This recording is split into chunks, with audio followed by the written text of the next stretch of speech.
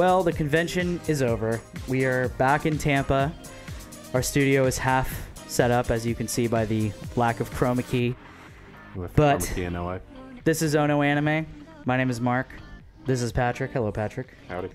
We're just going to kind of wrap up the convention, talk about some stuff that we haven't talked about yet, and show you guys some footage that we took at the convention that I didn't really know what to do with it. So with that being said, let's jump right in. So let's talk about our first day experience. And this will be a very good chance for us to put Airbnb on blast. Yeah, so day -1. I don't know how to make this a short story, but I'll try to. This is the day. This is the 29th. Yeah. So this would have been the day before the convention kind of half-assed started, but really... ticket pickup was that day. Yeah. That was pretty much it. That was really the only thing Which that was happening. would have been great because the plan was to get there. I think my flight was supposed to land at like 11-something California time, and we were going to get settled, and we were going to have our tickets and stuff by like ticket pickup time at like 2. Yeah. Except my flight landed in Vegas for my layover. I look at my phone. I got a message from my Airbnb host saying, "Hey, there was a fire. I need to cancel." There was a fire. There was a fire. There was a fire. Now, apparently it was a fire that was not, like, in the actual Airbnb itself. It was on the next floor, but the fire was so bad that they couldn't, like, legally I don't rent think it was it so out much bad. I think it was an insurance thing. But she said there wasn't a ton of damage, but it's enough that I can't let you stay. So she tried to help us find a place, and she offered her place in Laguna, which is literally an hour away and seats like 4 people. Mind you, this was a 10-person 6-night Airbnb. Yes. So, I landed that morning at 9:00 a.m. California time. I was at the airport until probably 4 p.m.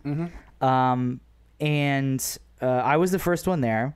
It took me probably a solid hour to meet up with the people who actually were there because LAX is a insane landmarkless miasma. Just terminal numbers inside and out. It's an awful airport, and I hate it very much. I hated being there. Then people slowly started to trickle in. Claude and Brad. We eventually parked at a Wolfgang Puck pizzeria in the international terminal, which I know, try to contain your boners for how sexy that sounds. But so Patrick finally lands. So it's a few hours later. We're still at LAX. You might be wondering why. It's a long story. Basically, we're homeless right now. There was a fire in our Airbnb, but it's all okay. You know why? We just found a fucking Beyblade. Let it rip. Yeah. So meanwhile, while this is going on, I've got support on the phone trying to find us a new place, and support tried to help by sending me a list of other places they could do. They credited me back the $6.3 thousand and gave me an extra $200. Hey. To help find another place that would fit 10 people in downtown LA for 6 nights. We should probably preface this by saying that both of us have heard pretty much universally good things about Airbnb support, specifically in this situation where you're kind of left, kind of left out to dry. That's putting it mildly. Yeah. So basically, while I'm in flight, I buy Wi-Fi from like a 45-minute flight over because I need to keep in contact, and this guy stops replying. He just straight up stops replying while I'm trying to find a place. And it should also be noted that he also said, I look at my email constantly, and it doesn't take me more than like 30 seconds to reply. He said that on the phone. He's like, I literally check my email every minute. Yeah. So I'll cut to the chase and say we went 4 hours without a response from this guy, which we were not sitting just waiting for a response for 4 hours. We interspersed it with phone calls where we called Airbnb support, and they were just like, "We're sorry, only the case manager can do anything. Only the case manager can do anything. Only the case manager." They continually refused to transfer the case over to someone who was actually working. Meanwhile, I'm sitting there. I'm like, "All right, it's been an hour and a half since we got a reply. It's been 2 hours since we got a reply. It's been 3.5 hours." The only thing that got them to switch the case manager was to call them out on Twitter, and of course, right then, they switched. Yeah. Meanwhile, because it had been 4 hours, I managed to find us a hotel in hopes that Airbnb would pay for the hotel because I know that they have a fund for that. But they had refunded my credit card at that point, which takes 3 to 5 days to process. And surprise, I don't have enough. I don't have enough free money on my credit card, nor do I want to put 10 people up for 6 nights. On a hotel. So we managed to get it worked out. So if you have social anxiety, just imagine this scenario. You have just been told that you have to tell all of your friends that they are homeless until you find them a new place. Your case manager is refusing to help you because he just straight up won't contact They've been on you break for 4 hours. and you have like 10 people basically waiting on you to like make them not homeless. Luckily my job, I'm under fire a lot, so stress is I deal with it afterwards, and I was able to get everybody done. But my pride took a hit, and that I had to help somebody else to help me money wise. Like, it was fucking rough, dude. This was a difficult day. It was a day long ordeal. Yeah. So basically, I think 7 or 8 p.m. is when we finally get into the hotel, and not the nicest hotel, but it's a hotel. The ironically, the best geographic location we've had to date at AX. If only it had Wi-Fi, I could have overlooked everything else. Their Wi-Fi, I do networking at my job, and their Wi-Fi was just horribly. It was really bad. We never got Wi-Fi. I never got Wi-Fi in my room the entire time I was there. I had to.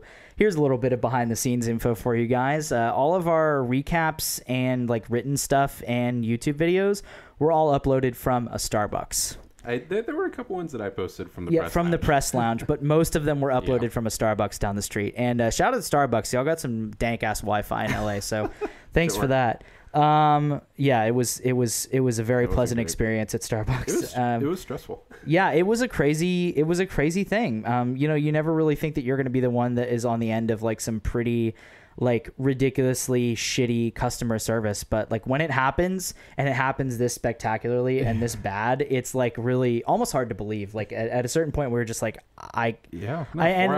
yes, we are very privileged to have done this, and I realize that complaining about this at the end of the day is not the most productive thing to do, but like it needs to be said. I mean, like, take this as a warning from us, y'all. Like, don't do big bookings through Airbnb that you can't easily fix, because obviously 10 people is a lot. And I think we both learned a lesson from that in that we probably shouldn't be relying on Airbnb to handle that many people all going into one line. Because when something does go wrong, it is very hard, apparently, fucking day to fix. And even then, they don't fix it. Yeah. We had to go outside of them. We sure did. And I'm assuming you probably have not gotten your refund yet. Hey, it actually went through. Oh, that's good. We can talk about this, not on air. Yeah. I'm working on that. Anyways, so started the convention. Thankfully, we had a place to stay. Yeah.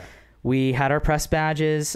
We were basically set to go, and now is when I would direct you to our YouTube channel. We have 4 videos up for days 0 through 4. Also, onoanime.com/AX2017. This video will be at the top of that, but also all of our written recaps. I did a separate write-up of the Asian Kung Fu Generation concert that we went to. You did a separate write-up of the Trigger panel.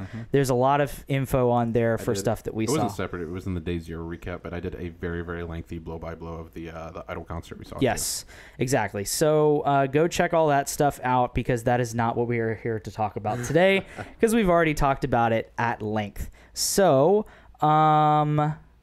how did you feel about AX this year, just in general? Not necessarily about content, but like just the convention. Content wise, it was great. This was the first time I did Press. This is my 5th year.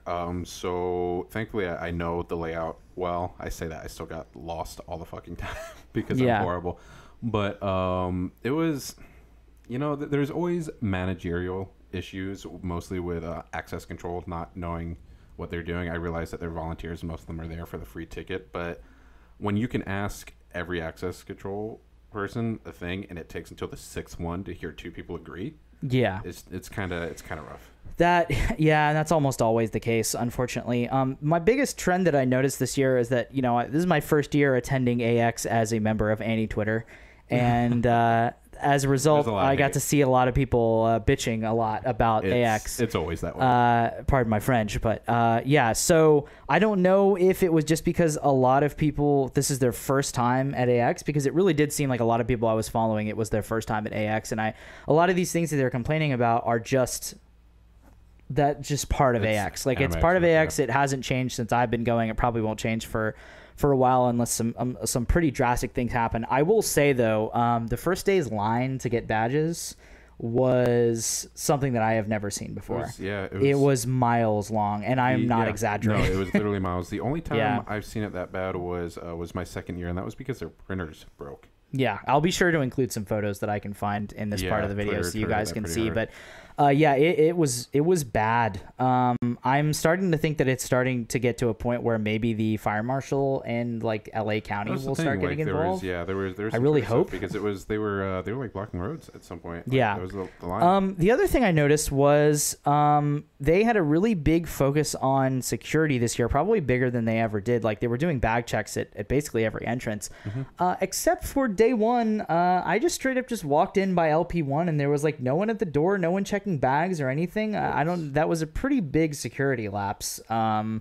They fixed it by day 2, but it was pretty. It was much better for all the other entrances. Yeah, well, it was also people were getting in a lot faster. I noticed. I think they just had some stuff to work out, but it's crazy. Like you'd think that they would have this stuff worked out. They wouldn't need to like screw up on it once, but I don't know. I will say our experience as press was definitely better than I think any year that we've had. I think that's normal. I mean, I saw like twice as much stuff. Yeah, I mean, not having to wait in line is a pretty awesome thing at AX because that's kind of the thing that prevents you from doing most things. There's 2 other names for AX. Is LineCon, which we skipped, and then there's Yardhouse Con. Yeah, that's true. But I don't know. I'd say that we are pretty shielded from like the shittiest stuff this year. All in all, we had a really good experience. We're talking about the bad because we talked about the good during our review videos. I just wish that honestly, my biggest problems that I encountered this year were specific to me as a member of the press, in the sense that nobody on AX staff really knew how to handle me. Every time I went to enter a panel, a different thing happened. You know, sometimes you would get put in the priority line with people like ADA people and priority guests. Other time, like one time before the Yuri on Ice panel, I was whisked backstage, which I'm pretty sure I wasn't supposed to be back there, but hey, I enjoyed it. It was nice. Right. I got free water. It was very hospitable. Other times I was told to just kind of wait off to the side until I worked up to the nerd to ask someone else, and they were like, "Oh yes, please go inside." So it seems some people understood that press were part of priority entrance and needed to get inside, you know, to do their job. And other people kind of really didn't understand or were not briefed on the nature of press at that convention. So I really wish they would brief their access control people more, because it really is frustrating when it's one thing if you're just an attendee. Like I can kind of brush that stuff off, but like when you're trying to do a job and like trying to like get information out to people, had to do. Yeah, so it was a little frustrating to just like kind of be like brushed off or like not really know like what the heck was happening. But anything else you want to talk about like convention wise? The press lounge was very nice. Yes, the press lounge was nice. Good. Free Wi-Fi is nice. Overlooking the exhibition hall. Yeah. Free water really is also nice. Very nice. Yeah, Private bathrooms are very nice. Yeah, that was that honestly helped. Probably my favorite thing about press access the entire year, other than skipping lines, was I was like, oh God, I have to shit. And then I ran upstairs and I was like, yo, are there bathrooms up there? And the guy was like, oh yeah, there's bathrooms. And I was like, fuck yeah. After I think it was the Aniplex panel, I had to go real bad, and there was a line of at least like 16 people for the stalls, and it was right after you had said online something. I never would have thought about those bathrooms. I was like, shit, I'm gonna miss my next panel because I got a shit. And I was like, press, yes. Yeah. The other thing I will say is that I thought the dealer room was pretty lackluster this year. I didn't really see anything. The Katakawa booth, I thought, this is the first year that they had a booth. I went there to not buy anything. So yeah, that's true. I just wanted to see it. Usually I see like one or two rare gems that I like get like a real tug about and like I really need to buy. And Kodo was nice. This year, nothing. Kodo Bukia was great. They had a lot of new stuff. It was cool seeing all the like prototypes and stuff, but they had the Legend of Galactic Heroes. That was great. I can't buy any of those. Yeah, right. So. Yeah, I bought the third Hibike Euphonium Blu-ray from Pony Canyon, which I always do. It's a yearly AX tradition. I do have to admit, like, the thing that I liked the most about Exhibition Hall, and really all I bought up there, was new clothes. Like, I think Anime Trash Swag were kind of the progenitors of this a few years ago, but, like, the amount of, like, cool and kind of fashionable anime clothes that were available were really good. Yes. The other thing that we should probably mention, even though I don't think either one of us got into either one of them because we were so busy and also so tired by the time that the sun went down, but there were a shitload of music showcases this year. Yeah, it's a new thing. It was kind of insane. Like Crunchyroll had their own thing. Faku had multiple ones. There was the Idol live after party thing that Kuroko did. That's on Twitch. There was you can go watch that. C Reader that our friend Venosai did. There was a Roar Team showcase. Like there was a lot. There was a lot of music to be had. Unfortunately, it was all on one night. And it was all on one night that I did not want to fucking do anything because I was like, oh, good, we don't have any concerts tonight. I can actually rest and like stay off my feet. But I'm hoping that becomes more of a regular thing because that's super fun for AX attendees. All of them went over really well. Yeah, and yes, exactly. Yeah, I think C Reader, their secret guest was fucking Taku Takahashi, which was pretty dope. On the bill, I would have moved heaven and earth to get there. Yeah. But yeah, I mean, I really wish I could have gone to at least one. But like I said, I mean, oh God, we were so tired by the end of the day. I mean, it's one thing if you're an attendee and can kind of like pace yourself, but when you're working, it's hard. But yeah, I hope that continues because I can't really think of any other convention that has an atmosphere like that in the U.S. I mean, that's like it's like a weird anime South by Southwest this year. It's just like a lot of like independent showcases and also a lot of like convention sponsored like showcases as well. Like it's just scheduling is the hard part because a lot of them bump into each other. I need to that's borrow rough. Hermione's time turner. Yeah, seriously. That's the only way that you can do it sometimes. Not to do more than one event, but so I could sleep. Yeah. Anyway, I think that is going to do it for us here in Tampa. But right now, I'm going to go ahead and throw to us back in time a few days. We had an interview with the fine folks over at the Anime is Lit podcast, Alyssa and Chrissy. And we also interviewed two of our longtime anime-related friends and fans, Steven Shifke, who we've had on the podcast more than one time, and Claude, who's never been on the podcast before. He was in the background of one of our recap videos. He was last year, but it was really great to have both of them on camera and interviewed as well. So we'll go ahead and throw to them, and that'll be the end of the video. Obviously, onoanime.com/AX2017. Keep an eye on Twitter, Facebook, YouTube, all that. New season has started. It is so far very exciting. So expect a podcast relatively soon related to this season because I already have a lot to talk about. I do too. So yeah, expect that. Otherwise, onoanime.com/AX2017, and we will see you guys very soon. Goodbye.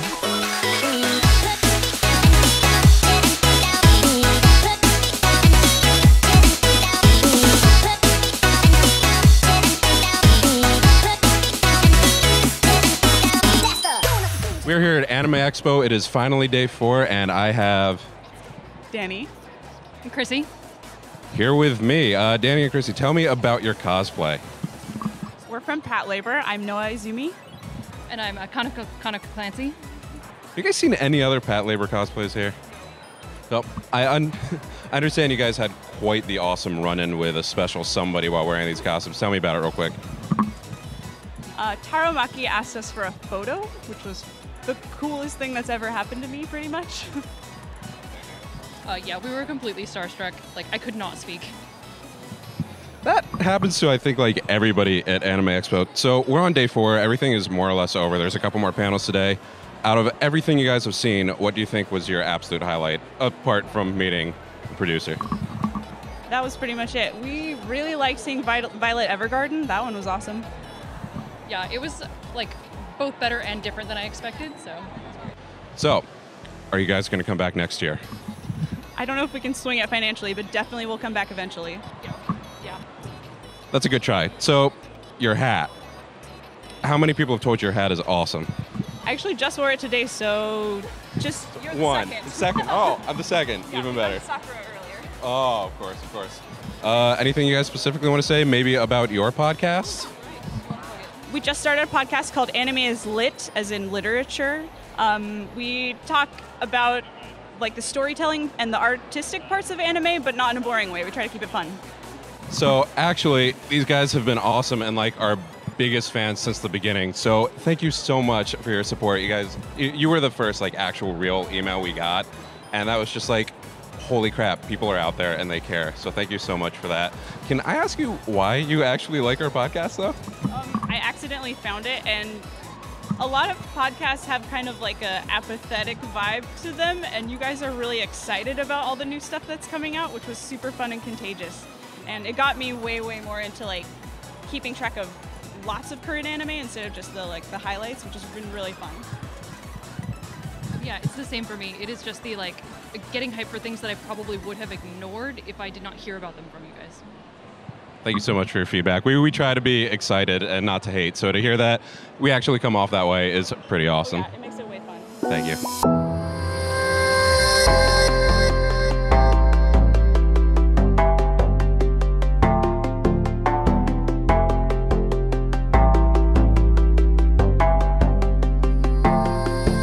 We are here at day 4 of Anime Expo with Steven Shifke. and Claude Ashton. now, if you guys have been listening from the beginning, you have heard Steven's voice before at least twice, once with our first year-end awards episode and another time. So, how's been Anime Expo so far for y'all? It's been a lot of fun. Avoiding the lines was definitely something we had to figure out how to do. But yeah, we've been pretty lucky without having press badges or anything to get into just about everything I wanted to see. Yeah, pretty much what he said. We've been riff walking around this convention center, making sure that we're not getting stuck in LineCon, and it's been pretty great. I mean, yesterday we had a bit of a hiccup there, but aside from that, we had really good luck. One line out of the 15 you guys have been in is not too bad. So, out of all the panels, out of all the premieres, out of everything you've seen, what has been your absolute favorite? I would have to say probably the Trigger panel. I was just an hour and a half of insanity. Everything about it was just hyped like crazy. Seeing Trump get kind of trashed was definitely entertaining. Kinda. Yeah, baguette for hair, pretty good stuff. Pretty good. But yeah, I'd say Trigger. Now, because I know your answer is going to be exactly the same, how do you feel about the fact that Inferno Cop is from your home state of New Jersey? It's pretty great. All the best people are from New Jersey. The best people. All right, so if there was any one panel or anything that you guys went to here that you felt like wasn't so much a waste of time, but maybe you didn't get what you wanted out of it, or you thought your time might have been better spent, what was that and why? I would say the Viz Media panel, because basically all they did was talk about how they were going to be doing other talks throughout the week or throughout Anime Expo, and they talked about things that you could get at their booth, and that was it. There was no anything worth kind of hearing, unfortunately. For me, it's probably the Inside the Voice Actor Studio panel. What was that? Explain it for us real quick. More or less, it was they would have people come up and read a couple of lines from certain anime, and the timing for it just wasn't great because we're dealing with amateurs, and some people just didn't really speak English as a first language, so it came out very awkward and it's just not very enjoyable. Bummer. All right, so we all knew Trigger was going to be awesome. That's more or less why we come here, to be honest. Was there a panel or a premiere or something that caught you guys by surprise and you're like, wow, that's actually really cool. I'm glad I happen to be here for this? Fooly Cooley does not count. I was going to say, you took the words out of my mouth, because Fooly Cooley was incredible. If you haven't seen the the preview for that, go see it. Toonami. Trying to think.